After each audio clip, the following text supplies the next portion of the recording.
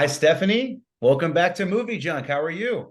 Thank you, my friend. I am great. It's a little crazy this time of year. It's raining cats and dogs currently, so I wish it were snow, but everything is good. I know the weather, especially now, like by us, I'm in the Bay Area and it's just, super cold by us. And I was just in the East Coast 2 weeks ago and big weather Oh. difference. It's tough. It's tough this time of the year. Yeah, I was in Atlanta actually.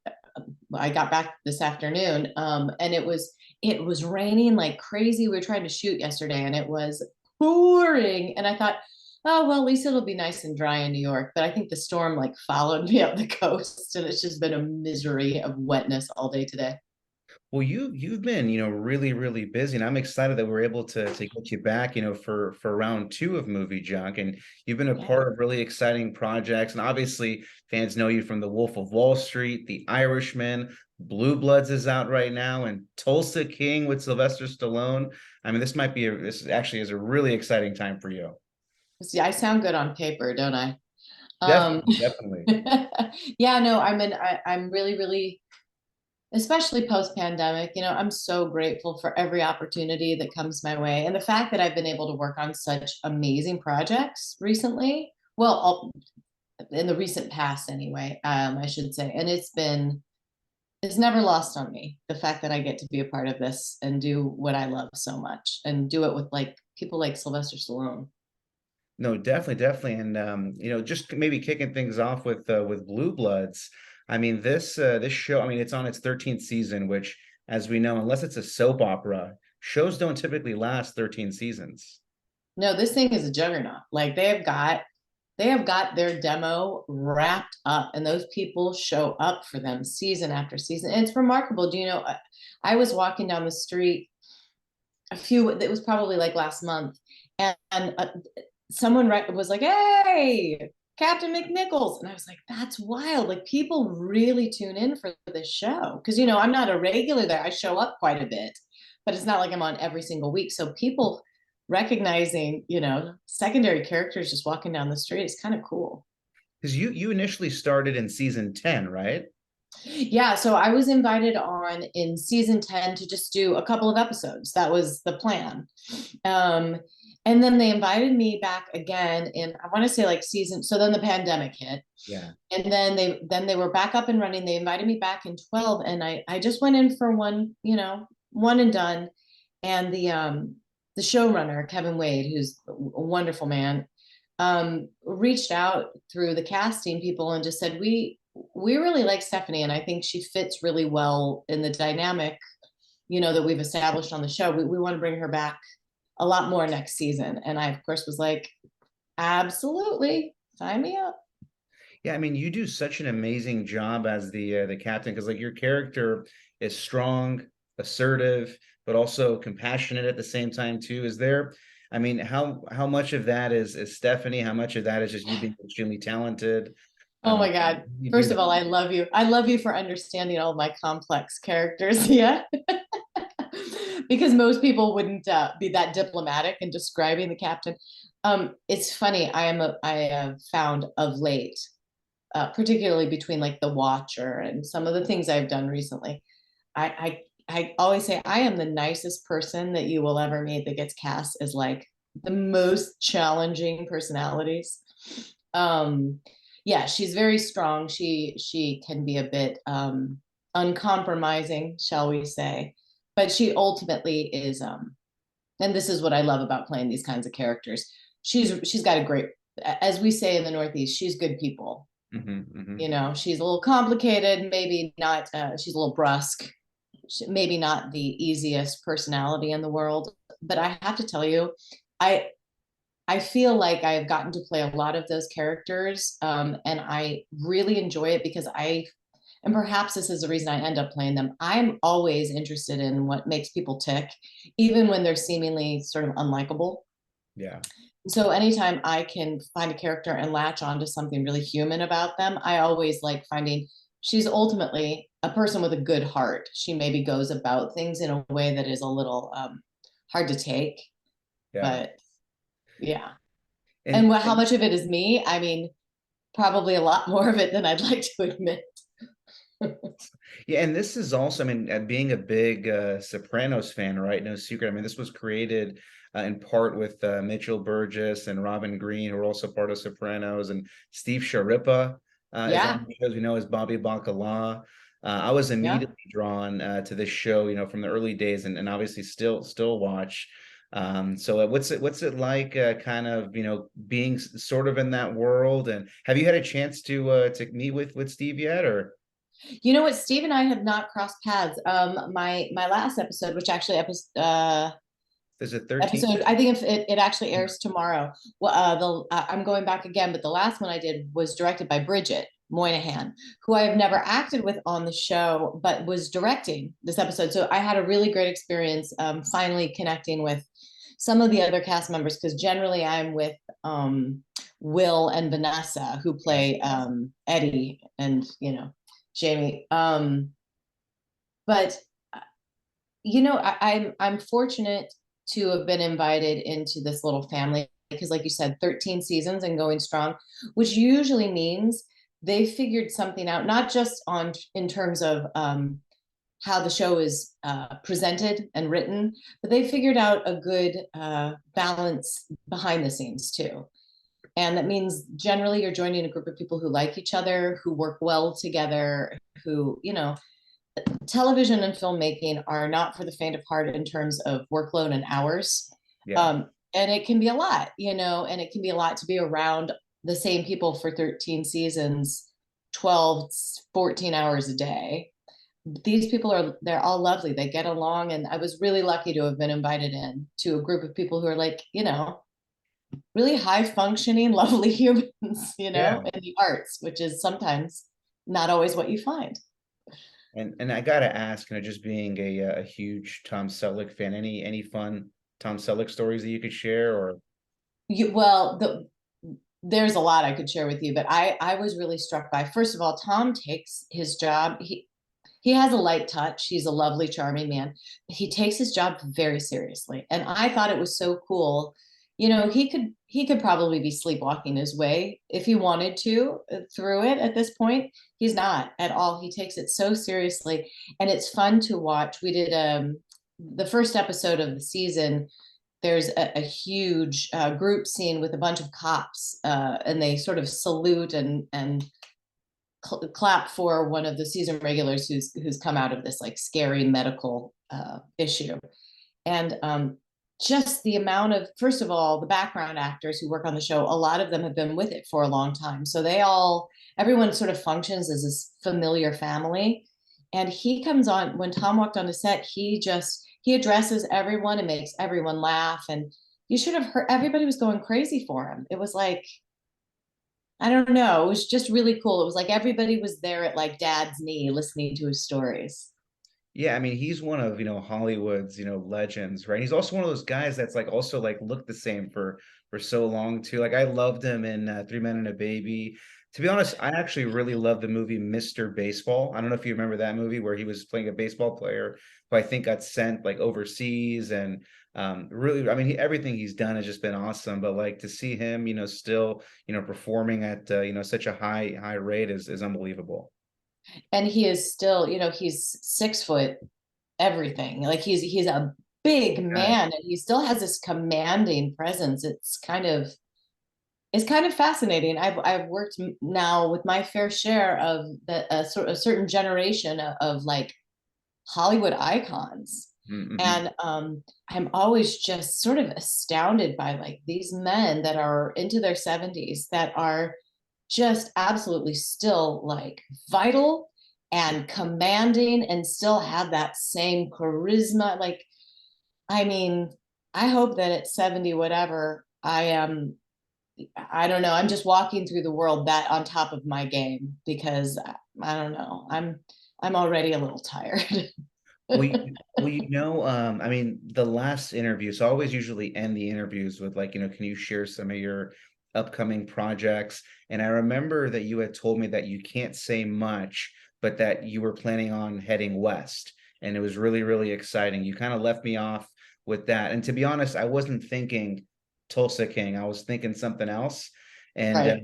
it ended up being Tulsa King. I mean, this was, Taylor Sheridan, Terrence Winter, who you had a little bit of, that's a reunion from The Wolf of Wall Street, That's right. starring Sylvester Stallone. And we're 5 episodes in. Episode 6 is coming out on Sunday, and we finally got a chance to see your character. You're playing technically the mob wife again. You've kind of found yourself. Yeah, it's a weird, it's sort of it's a weird hybrid, like, or play on the mob wife, because I play Clara Teresi, who is married to Max Casella's character. His name is Armand Teresi, and Armand's history is that he was part of a crew back in New York in the day, and he ran with Sly. And he sort of got out of the game and disappeared to Tulsa, got married and had a family. And we learn, I mean, spoilers, guys. We learned that Clara had no inkling of what his past was. Yeah. At least not in terms of, you know, his mafia ties. So that comes to light, and that, you know, of course, will play out over the coming episodes. Yeah, so we'll see. You know, to be honest with you, Zia, you go and you do your job, and then they put it into an edit, and you just kind of wait to see how it all hangs together. You know, there were a couple of episodes that I did towards the beginning that they just, everything was sort of trimmed around, and they focused way more in on Dwight and that storyline, which, by the way, I think was a really good choice. But it's interesting because originally Clara showed up in, you know, episode 2, and then I kind of was like, I was watching, I'm like, am I going to be in it this week? Yeah, I mean, I am, you know, again, just hearing the project beforehand, I mean, I was immediately hooked just to see who was a part of it. And again, it's very unique, right? It's kind of like Get Shorty meets The Sopranos, right? It's Yeah, it's it's different, a right? lot of humor. There's a lot. I mean, The Sopranos had a lot of humor too, but it's, see, and I think that's what Terry Winters does really well. He's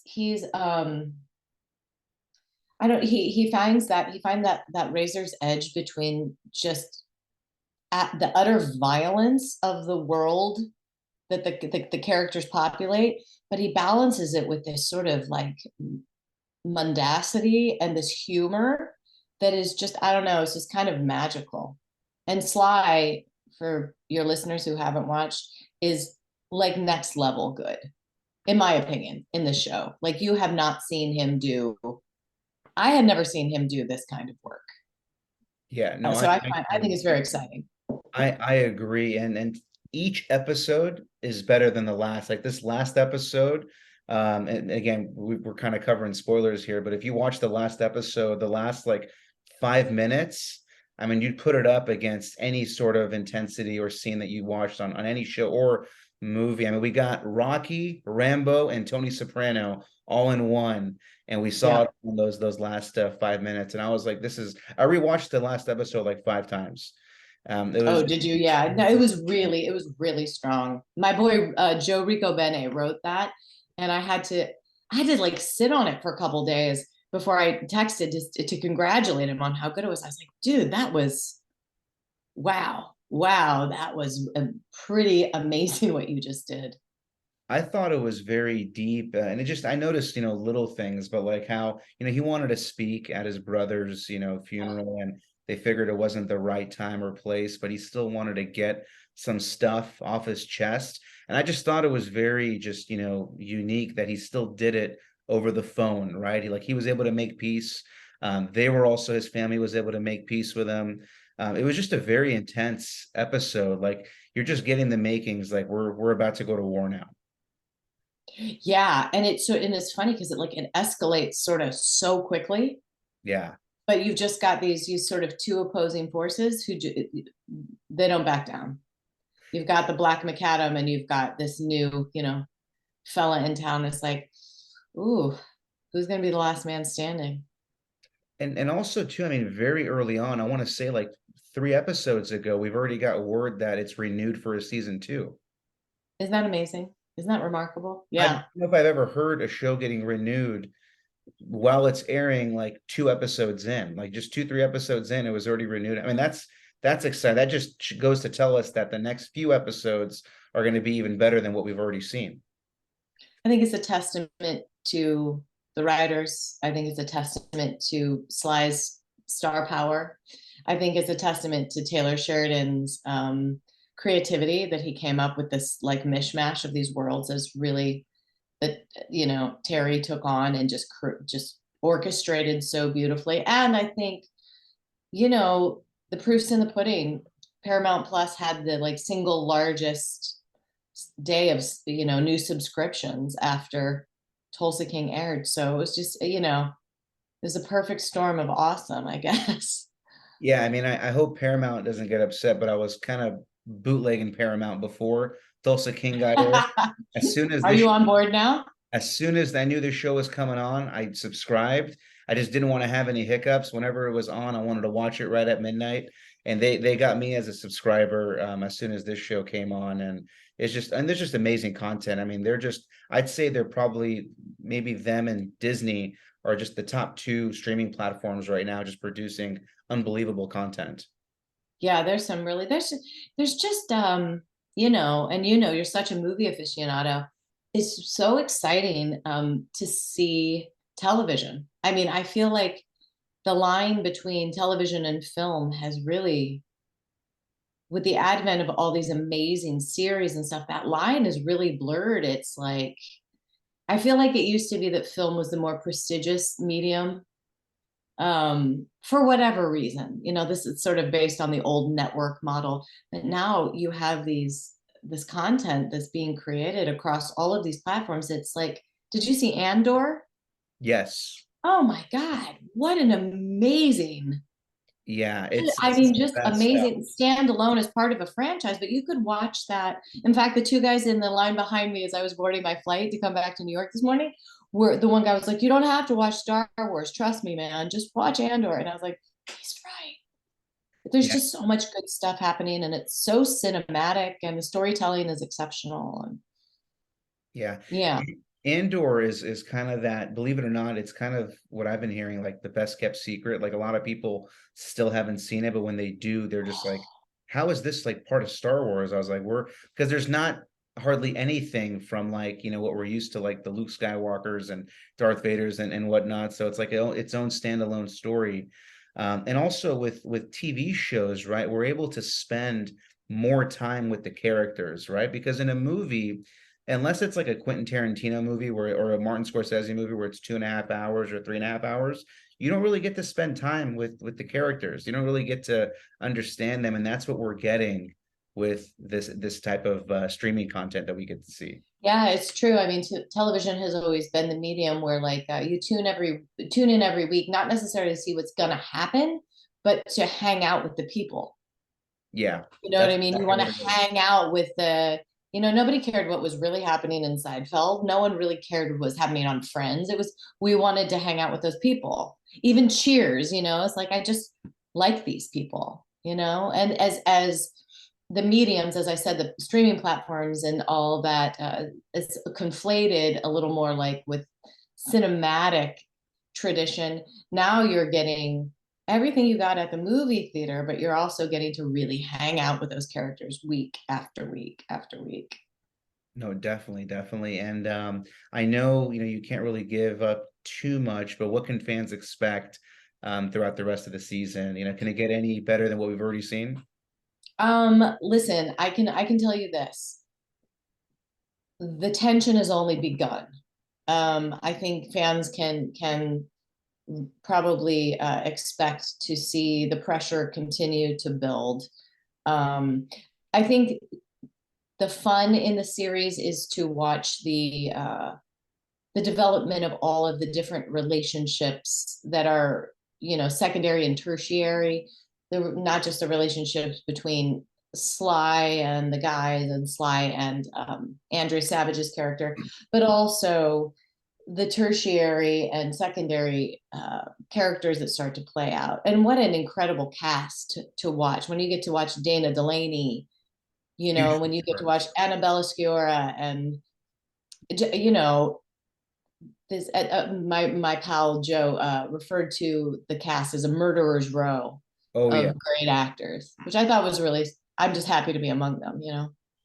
Definitely. I mean, even the crew, right? I mean, we got Dominic Lombardozzi, Oh yeah, Dom's Chris in there. Caldovino, who we've He's had a the great privilege of man. interviewing a few times too. I mean, the crew is Vincent, pretty yeah, much yeah. Sopranos and Boardwalk Empire, which again, some of my two favorite shows. So it's unbelievable. We got Lucky Luciano also, who was in Boardwalk Empire, who was also in Sopranos. And I feel bad because I know the people more by their character names than their actual. Oh, that's all So right. You just love the character. It's okay to love the characters too. I know the actors appreciate it. definitely, definitely. And I always, like I know last time we left off, you had a really, really exciting project that you kind of, sneakily snuck in. But anything exciting that you could share with some of your upcoming works? Yeah, so I'm trying to think. So there's something that I am currently actually just trying to get made that's based on a family story of mine that it seems to be, this business is fits and starts. So sometimes it's starting and sometimes it's not. Having a little bit of momentum there, excited about potentially where that ends up. We've attached a brilliant young actress who just started. Did you see the Hellraiser reboot? I haven't seen it yet. It's on my list. I was following Yeah, up with check it out. questions. It's fun. It's just she's a brilliant young actress, Odessa Zion. Yep. Um, and we're meeting with another brilliant young actress that hasn't happened yet, so I won't tell you about that. But we're looking forward to potentially bringing her on as well. And then, with any luck, 2023 will bring me more news to share with you. I just wrapped on another project that I think is going to be spectacular. I didn't have a lot to do on it, and I wish my time had been more with them. But it's the new Scarlett Johansson, Channing Tatum film, directed by Greg Berlanti. So that's going to be a blast. I would imagine that's still in principal photography, so you're not going to see that for the better part of a year. But that's a really fun comedy that's coming our way. Um, Amazing, amazing. yeah. And any holiday plans? Are you planning on staying on the East Coast? I know the East Coast is beautiful during this time of year, but any exciting holiday plans? Yeah, it needs to drop about like 10 degrees and then it'll be beautiful because right now it's just wet. Yeah. Um, no, we're sticking close. We have lots of, holiday activities and stuff, but no travel this year, which to be honest, I'm a little relieved about. Yeah. It's just a lot, you know, planes, Definitely. trains, and automobiles. So Definitely, definitely. Well, Stephanie, I want to be respectful of your time. I can talk to you about all your projects for hours, and you know me, I always like to leave room for having you come back. Now it's round three. Time. yeah. But again, really, really excited we were able to get you on. And again, like both your shows, obviously with Tulsa King and obviously Blue Bloods as well too. I mean, the timing is really exciting, and we just can't wait to first of all get to the finale and obviously see where this all ends up. But again, thank you for making the time, and we're gonna sneak you back on for round three. It's always a pleasure to talk with you. Thank you for having me and a very happy holiday to you. Happy holiday to you as well. Thank you very much, and we'll talk soon. All right. Thanks, Ian. Bye.